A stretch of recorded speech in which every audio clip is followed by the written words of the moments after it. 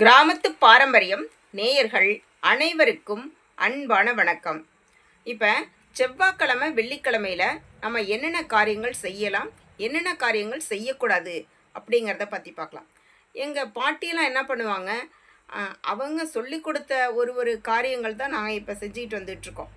அவங்கெல்லாம் என்ன பண்ணுவாங்கன்னா, பிரம்ம முகூர்த்தத்திலே, அதாவது எப்போதுமே சாதாரணமாக எங்கள் பாட்டி எல்லாமே 3 மணிக்கு எழுந்திரிச்சிடுவாங்க. அந்த பிரம்ம முகூர்த்தத்தில் எழுந்திரிக்கணும் அப்படின்னு சொல்லுவாங்க. எழுந்திரிச்சு என்ன பண்ணுவாங்க, வாசல் அந்த திண்ணையெல்லாம் சுத்தம் பண்ணிவிட்டு, சுத்தம் பண்ணுறதுனா கழுவி விட்டுட்டு, திண்ணையில் நிலை கதவு இதெல்லாமே மங்களகரமாக மஞ்சள் குங்குமம் வச்சு கோலம் போட்டு, அந்த வாசலில் என்ன பண்ணுவாங்க, எங்கள் வீட்டிலலாம் நாங்கள்லாம் கிராமத்தில் இருக்கிறதுனால எங்கள் வீட்டில் 10-15 மாடு இருக்கும்.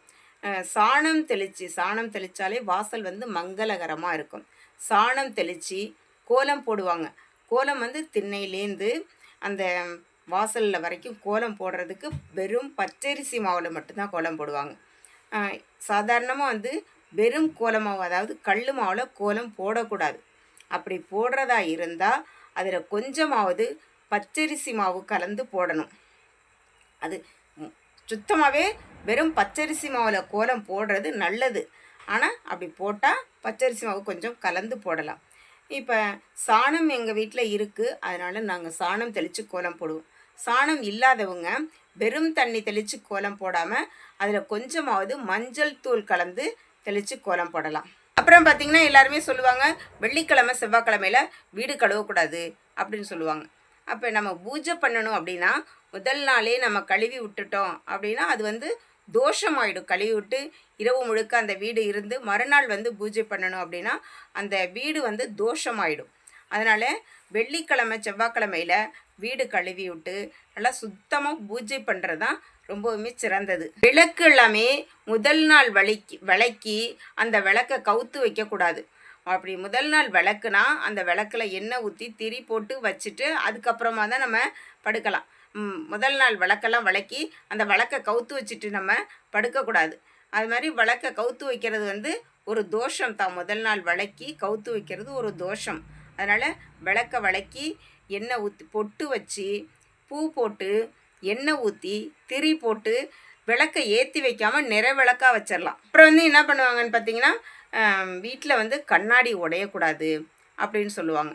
அந்த வெள்ளிக்கிழமை செவ்வாய்க்கிழமையில் கண்ணாடி ஏதாவது ஒரு யதார்த்தமாக சாதாரணமாக ஏதாவது ஒரு பொருள் ஒன்று உடஞ்சிட்டா, ஐயோ இன்னைக்கு வெள்ளிக்கிழமை, இன்னைக்கு செவ்வாய்க்கிழமை, இது உடஞ்சி போயிட்டு உடையக்கூடாதே அப்படின்னு சொல்லுவாங்க. அப்படி ஏதாவது கண்ணாடி உடஞ்சிட்டுனாலும் அந்த கண்ணாடியை நம்ம உபயோகப்படுத்தக்கூடாது, அப்படியே தூக்கி போட்டுடலாம். வெள்ளிக்கிழமை செவ்வாய்க்கிழமையில் ஏதாவது ஒரு பொருள் உடையக்கூடாது அப்படின்னு சொல்லுவாங்க. அப்புறம் வந்து அந்த காலத்துலலாம் பார்த்திங்கன்னா, நம்ம போட்டிருக்க ஒரு உடை ஒன்று கிழிஞ்சு போயிட்டு அப்படின்னா கையாலேயே தைப்பாங்க. அது மாதிரி வெள்ளிக்கிழமை செவ்வாய்க்கிழமையில் கையால் வந்து நம்ம துணி தைக்கக்கூடாது அப்படின்னு சொல்லுவாங்க. அப்புறம் வந்து துணியை வந்து கிழித்து நம்ம எதுக்கும் உபயோகப்படுத்திக்கலான்னா அந்த வெள்ளிக்கிழமை செவ்வாய்க்கிழமையில் அந்த துணியை கிழித்து நம்ம கிழிக்கக்கூடாது, அதாவது உபயோகப்படுத்திக்கலாம், கிழிக்கக்கூடாது அப்படின்னு சொல்லுவாங்க. அது அப்படி இருந்தாலும் நம்ம ஏதாவது ஒரு துணியை கிழித்து அதை வந்து நம்ம அந்த கறி துணிக்கு உபயோகப்படுத்தக்கூடாது. வேறு ஏதாவது துணி இருந்தால் அதை அப்படியே எடுத்து யூஸ் பண்ணிக்கலாமே தவிர துணியை எந்த இதில் இருந்துமே ஒரு துணியை கிழித்து அதை வந்து நம்ம கறி துணிக்கு யூஸ் பண்ணக்கூடாது. இப்போ எல்லாமே தொடச்சி சுத்தம் பண்ணி பொட்டு வச்சு குளிச்சுட்டு விளக்கேற்றி வச்சுட்டு அதுக்கப்புறமா தான் அடுப்பே எங்கள் பாட்டியெல்லாம் பற்ற வைக்கணும் அப்படின்னு சொல்லுவாங்க. வெள்ளிக்கிழமையில் பார்த்திங்கன்னா உப்பு வாங்கணும், அதாவது 6 to 7 அந்த சுக்கிரஹோரையில் தான் உப்பு வாங்கணும் அப்படின்னு சொல்லுவாங்க. பூஜை அறையில் விளக்கேற்றி வச்சுட்டு உப்பு வாங்கி கொண்டு வந்து வச்சுட்டு ஃபஸ்ட்டு அடுப்பை பற்ற வச்சு பால் தான் காய்ச்சணும். பால் காய்ச்சிட்டு அதுக்கப்புறமா தான் அடுத்தடுத்த வேலைகளை செய்யணும் அப்படின்னு சொல்லுவாங்க. பார்த்தா அந்த செவ்வாய்க்கிழமையில் கடன் வாங்கவும் கூடாது, கடன் வந்து வாங்கவும் கூடாது, கடன் வந்து நம்ம யாருக்கும் கொடுக்கவும் கூடாது. முக்கியமாக உடல்நிலை சரியில்லை அப்படின்னு யாராவது நம்மள்கிட்ட வந்து கடன் கேட்டால் அதுக்கு கடன் கொடுக்கலாம்.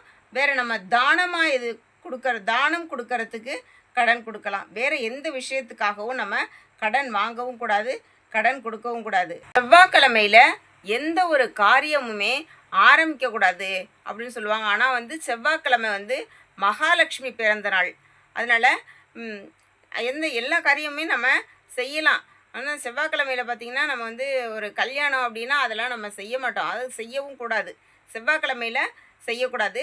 பாக்கி எந்த காரியம் வேணாலும் நம்ம செவ்வாய்க்கிழமையில் செய்யலாம். வெள்ளிக்கிழமையில் நம்ம செய்யலாம். சில பேர் சொல்லுவாங்க வெள்ளிக்கிழமை வந்து கழக நாள், அதனால் செய்யக்கூடாதுன்னு சொல்லுவாங்க. மேலே சுக்கிர ஓரை உள்ள நாள், அதனால் அந்த நாளில் வந்து எல்லா காரியமுமே செய்யலாம். அப்புறமா வெள்ளிக்கிழமை செவ்வாய்க்கிழமையிலலாம் பெண்கள் வந்து தலை சீவக்கூடாது, தலை வந்து பேன் சீவக்கூடாதுன்னு சொல்லுவாங்க. அப்போல்லாம் அந்த வெள்ளிக்கிழமை செவ்வாய்க்கிழமைலாம் பேன் சீவக்கூடாதான் பொம்பளை பிள்ளைங்கலாம். பொழுது போன நேரத்தில் பொம்பளைங்கெல்லாம் படுத்து தூங்கக்கூடாது, படுக்கக்கூடாதுன்னு சொல்லுவாங்க. பொழுது போன நேரத்தில் சாப்பிடக்கூடாதுன்னு சொல்லுவாங்க. எங்கள் பாட்டியெல்லாம் அவ்வளவு ஒரு பழக்க வழக்கங்கள், முறைகள் அது எல்லாத்தையுமே எங்களுக்கு சொல்லி கொடுப்பாங்க. விளக்கேற்றி வச்சுட்டு பொம்பளை பிள்ளைங்கெல்லாம் வெளியில் போகக்கூடாதுன்னு சொல்லுவாங்க. நிறைய நல்ல பழக்க வழக்கங்கள் இது எல்லாத்தையுமே எங்களுக்கு சொல்லி கொடுப்பாங்க. இந்த முறைகளை எல்லாம் நாமளும் கடைப்பிடித்தோம் அப்படின்னா நம்ம செல்வ செழிப்போட வாழ முடியும். இந்த மாதிரி நீங்களும் கடைப்பிடிச்சு பாருங்கள். கொஞ்சம் கொஞ்சமாக நம்மளுக்கு வந்து கண்கூடா செல்வம் பெருகிறது நம்மளுக்கு கண்கூடா தெரியும். இந்த வீடியோ பிடிச்சிருந்தா லைக் பண்ணுங்கள், ஷேர் பண்ணுங்கள், நம்ம சேனலை சப்ஸ்கிரைப் பண்ணுங்கள். நன்றி, வணக்கம்.